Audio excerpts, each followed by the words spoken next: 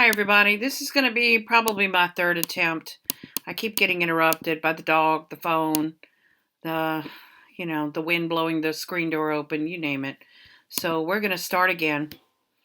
All right, so you should have your own copy of the Lesson 7 DMD Student-Led Nearpod. So have it open on one tab and then have this recording open on another. I will let you know when to pause and you can go back to the student-led one and answer the questions. But I thought this way I would get to explain to you and we really wouldn't miss any time this week. Okay? All right, so to begin. Today's lesson question is going to be on Lesson 7, how did the boys in the video get the mutation that results in DMD? And you're going to be answering some inheritance questions in a Google form. Today's lesson is actually going to be in combination with Lesson 8. So today we're going to learn the background of the genetics and the inheritance that goes along with it. And then tomorrow we're going to delve into Punnett squares and looking at the probability and exactly how much it's passed on to different offspring. Okay, so our objectives for today and the next time will be to apply the concepts of statistics and probability to explain variation and distribution of traits in a population. So, how are you going to know when you can do this? When you can calculate the probability of a trait in an offspring using a Punnett square, identify examples, use data of environmental factors that also affect the expression of traits, and then using that probability of occurrence and how it would affect the traits in a population. Okay, I'm moving on to slide 5. Remembering last class, what's the relationship between protein structure and protein function? If you think about this as, again, relying on that central dogma from DNA to RNA, RNA to amino acids to the protein, anything that's messed up on the DNA is going to be messed up on the RNA, messed up on the amino acids, messed up on the protein. So that's their relationship. That's how everything is kind of hooked together. And so that's what you always need to remember. You're going to create an initial model. This is just to see, it's kind of like a KWL chart, to see what you know ahead of time. So, but instead, we're going to make a little picture model.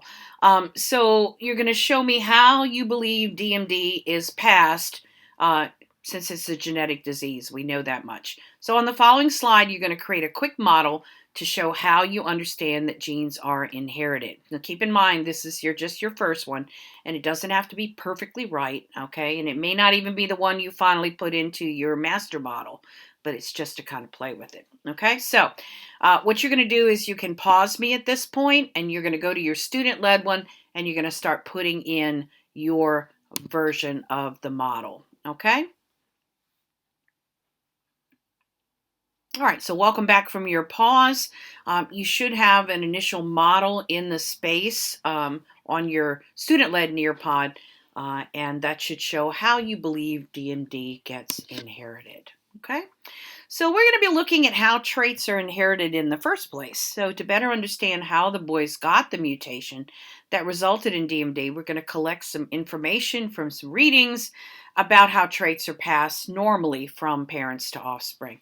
So you're going to be reading through the lessons and answering questions. It says lesson 6, but this is lesson 7. There are inheritance questions on a Google form that you'll also have open. So you'll have 3 tabs open: this Google form, your student-led Nearpod, and then of course this recording. All right, so you're going to pause my recording right here so that you can go to the student-led version, open it up, and read this passage. So as you're reading it, you're going to transfer the vocabulary, the definitions, into the Google form. Now, they won't all be completed in this one reading. We broke it up into chunks. Okay, so pause right now and come back when you're ready.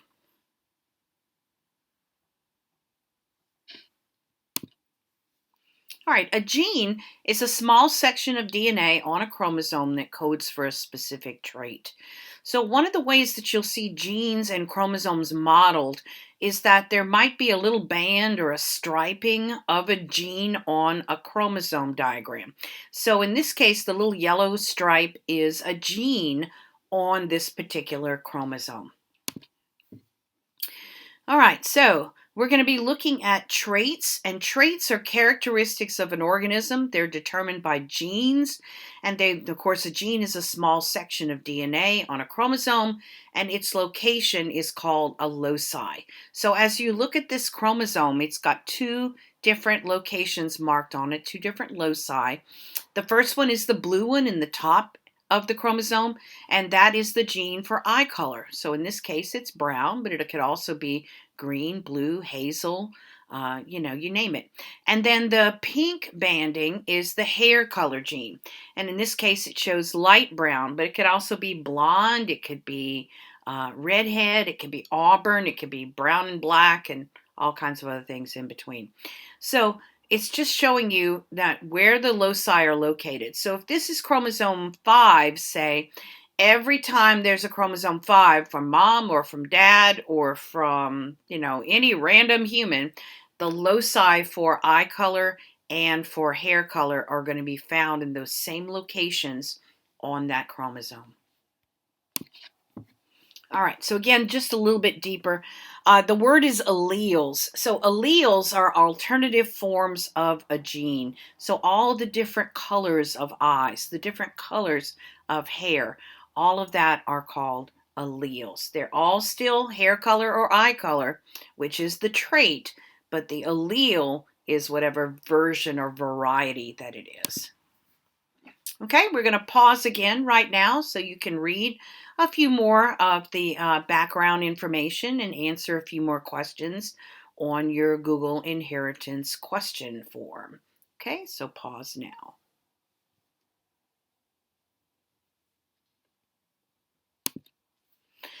All right, so the next term we're going to learn is homologous chromosomes. So we know we inherit one chromosome from mom and one chromosome from dad for each of the pairs of our 23 chromosomes. So 1 through 22, and then you have a sex pair.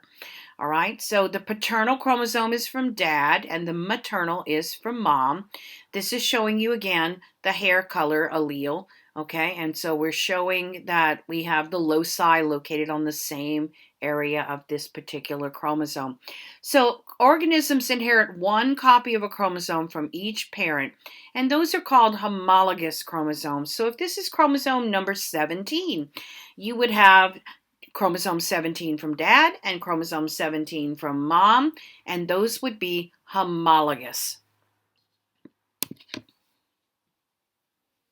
All right, you're going to pause my audio video right now, and you're going to play the recording or play the video on your student-led Nearpod.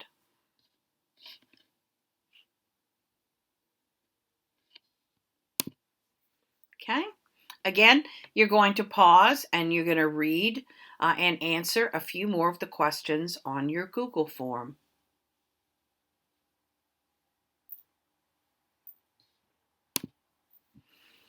Okay, you should have, or you can stop the video and go get your Pre-AP Purple book.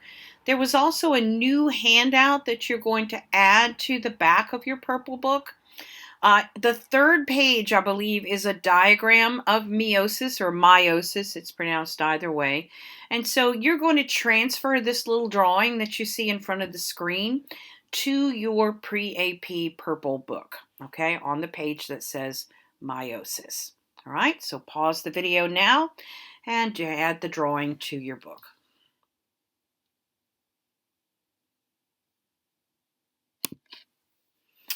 All right, another way that variety can be ensured in meiosis is that sometimes the homologous chromosomes will swap places. So if this is chromosome 2 for mom and dad, they're very much alike. So as they start coiling up, since the DNA is so similar, sometimes they get linked together and they break off, and you can see a little bit of mom's has attached to dad's and a little bit of dad's has attached to mom's. And so this is normal. It's kind of like cutting the deck in cards, okay, because it shuffles the genes up just like you would shuffle up the deck of cards. Okay, you're going to play another video and pause me on the recording.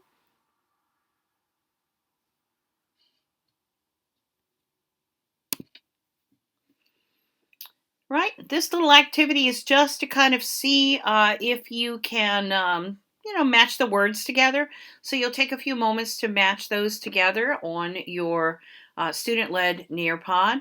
And I'm going to go ahead and finish up, and then you can go straight to the student-led Nearpod. You're going to update your IMT for today's lesson. How did the boys in the video get the mutation that results in DMD? So today we're only answering some questions about genetics, so just some basic questions. We may not have answered the question fully, but we're on our way there.